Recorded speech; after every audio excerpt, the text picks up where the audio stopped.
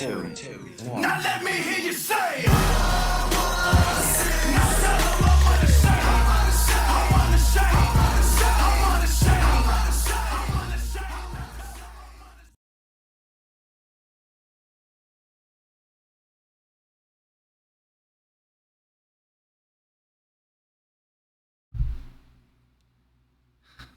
Hello, my name is Robbie. On here, I am Templar Knight. Every person who believes in God but does not attend a church has a story why. But it's said that whenever two or more people gather in God's name, that He is there. So this is church. Welcome. I'm glad you're here. You will notice that tonight is not our usual background. I am recording this on vacation, so thank you guys for tolerating the change in scenery. I promise I will be back at the rock wall next week.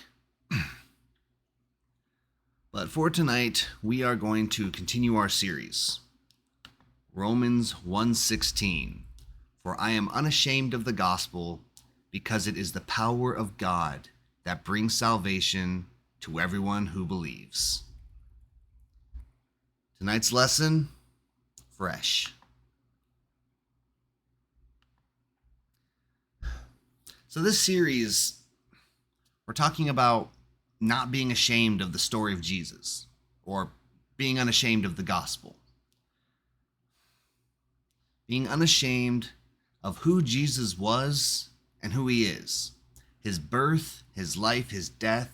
More importantly, how He defeated death and came back, and how He went to heaven to prepare a place for us. You know, so often I hear people and they're ashamed of their faith, or at least they feel like they can't do anything with it because, well, I'm not good enough. I have too much wrong in my life to try and be an example for others. I really want to be a good Christian, but I'm already failing at it. How many of you have ever felt like, I just wish I could start again? I want to make different decisions so I can be a better person.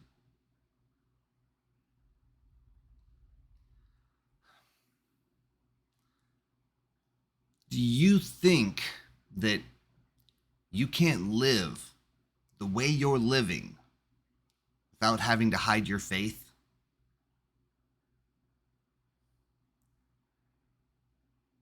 When I first started this ministry, I constantly split myself into two people. There was Templar, and there was construction worker Robbie. Because who I was at work was not the person I should have been. And so I would isolate the two and just say, well, when I'm at work, I'm this guy. Now, since we've been doing this, I've changed a lot. Not just me, the guy on the screen, but the guy at work. The guy at home, the guy out with his friends. I've changed a lot. And that happened because I needed to start over. I needed to hit reset. I needed a fresh start. But it's hard. I mean, honestly, how do you start over? How do you hit the reset button and just go from there?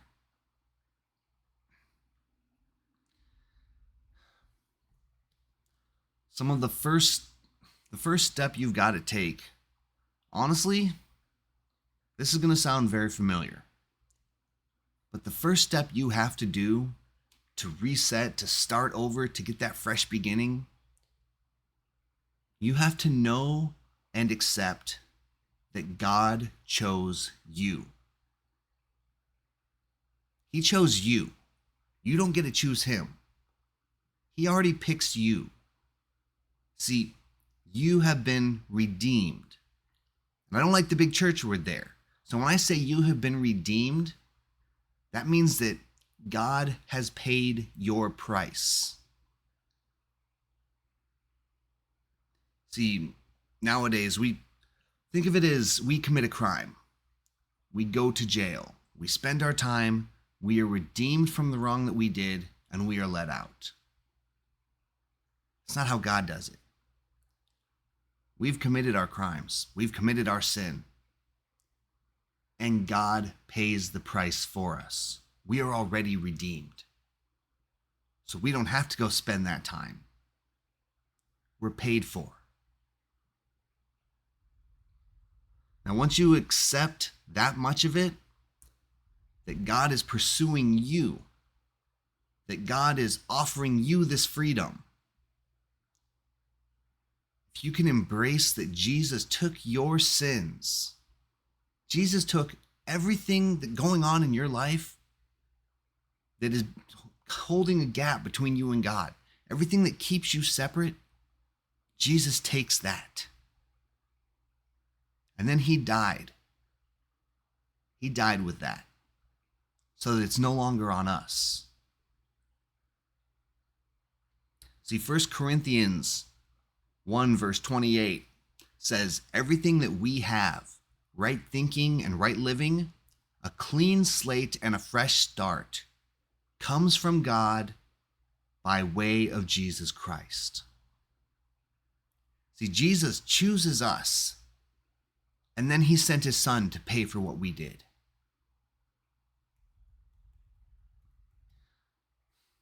Now, that's just the basics of Christianity. That's how you start your faith. But those of us who got faith, how do we start over? How do we say, I don't like the way I'm living right now. I got this stuff in my life that is just holding me back. It's keeping me from God's plan for me. So what do? We hit the reset. We acknowledge that. We say, Jesus, you died and took my sin so that I can be new, I can be fresh. Will you do that again? When I first invited you into my life, I know that you took my sin and I was made new. But I'm screwing up again. Will you give me another chance?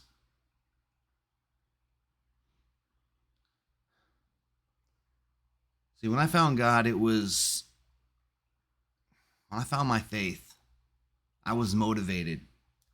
I saw the path God had for me, and I did everything I could to follow it. I really did.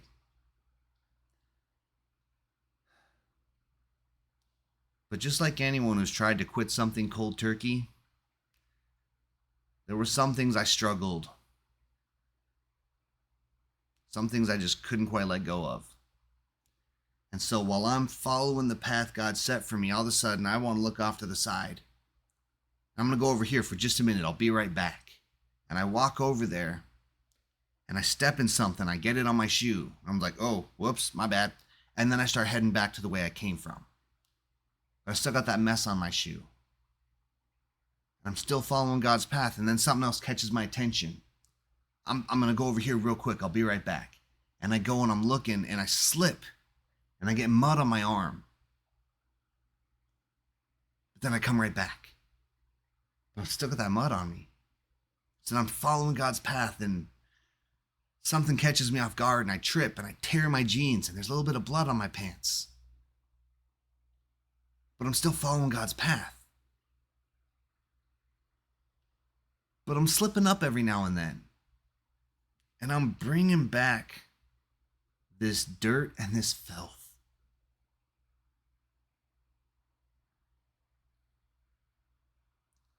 That's when I need to come to Jesus and say, hey, God, I'm struggling. I'm a mess right now. Can I start over? And Jesus comes to me and he washes me clean. He takes all that filth and grime in my life and he washes it away. And then he takes it with him and he goes. So now I'm shiny, I'm new, I'm clean, and I'm back following that path again. Now this time I see the mud. I'm going to try and avoid it.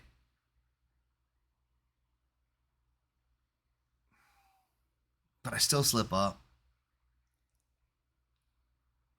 Seems like no matter how hard I try, I continually fall in the mud. Maybe this time I lasted a month, 2 months, a year. But eventually I fail. So what do? I ask Jesus again. Lord, I'm slipping. Can we hit the reset button again? And Jesus comes back and he washes away all of the filth, all the grime, all the muck. He makes me clean and I start again.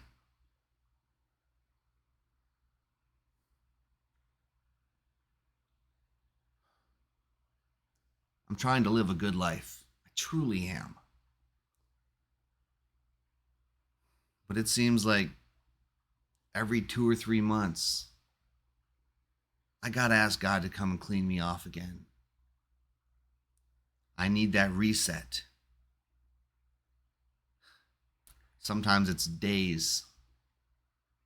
I'm having a rough day at work. It can be 2 or 3 times in one day where I'm like, God, I'm slipping. I'm screwing up. I need the reset. Can you make me fresh? Can you make me clean? Can you make me new? And every time he does. Because there is no limit to his forgiveness. So every time I ask and I'm forgiven,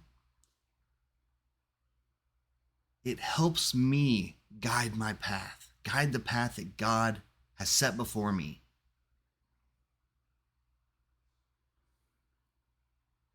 Every time I start over, I learn a little more.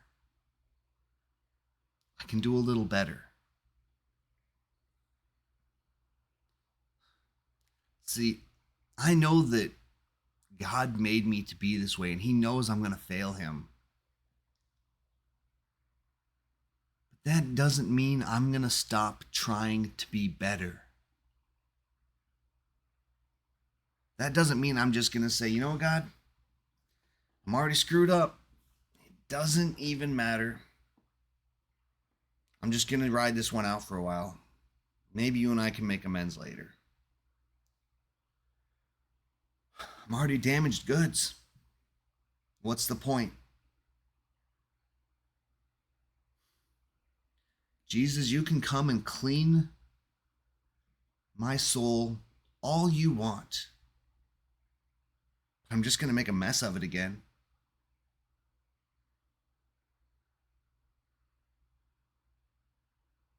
Or own it. Take responsibility. Say, you know what, God? I screwed up. That's my bad.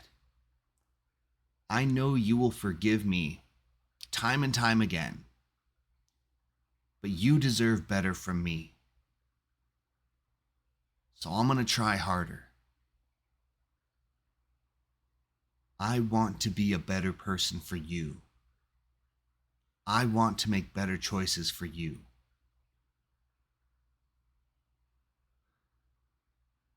I want to be the person that you made me to be. So I'm going to try and stay out of this mud and follow the path you set before me. I'm going to stop trying to guide myself and make my decisions because I always end up in the mud.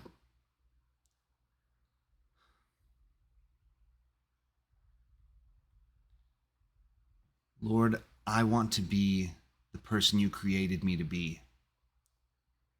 Not the version I've made it to where I know you're telling me to do this, but I don't want to. I'm ashamed of it. I don't want to be that person. So I'm going to be like 75% what you're shooting for and 25% me. Is that okay? Do not compromise your faith. Do not make exceptions.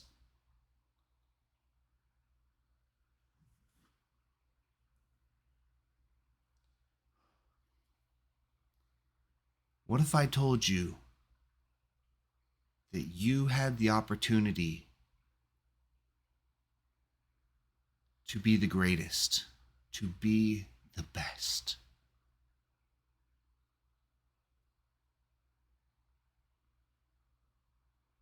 What if I told you that you could be more than what you are right now?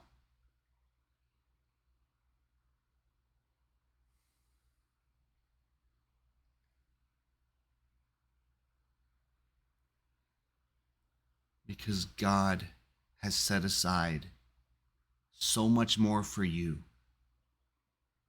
He's just waiting for you to follow.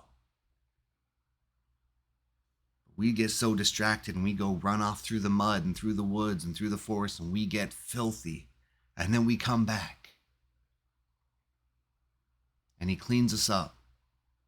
And He forgives us. And we run right back out again.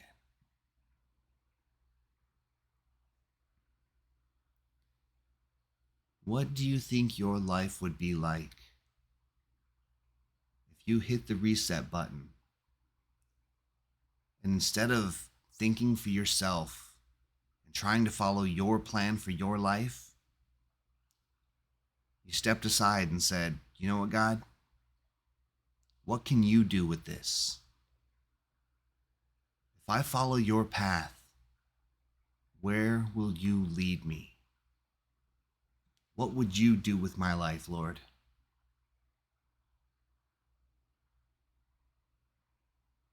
It's worth giving it a shot.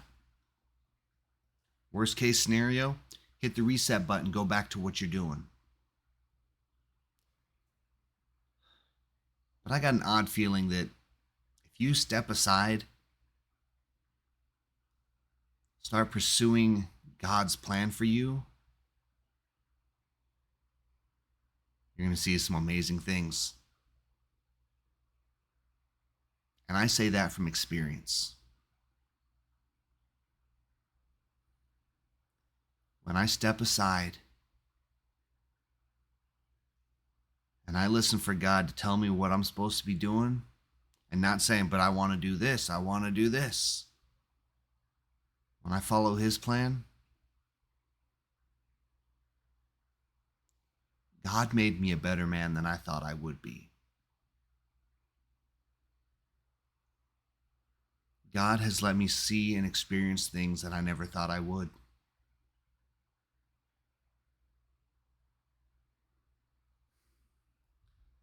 So maybe it's time.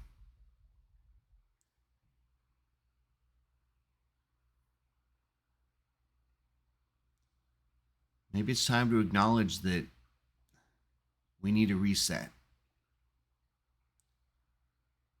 We need to talk to the Lord. Say, hey, can I get a do-over? I'm going to try harder this time. I'm going to follow your plan because my plan keeps screwing up.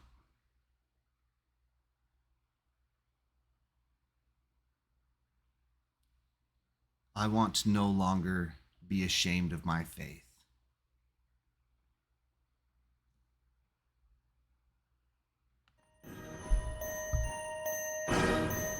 Three, two, one. Now let me hear you say!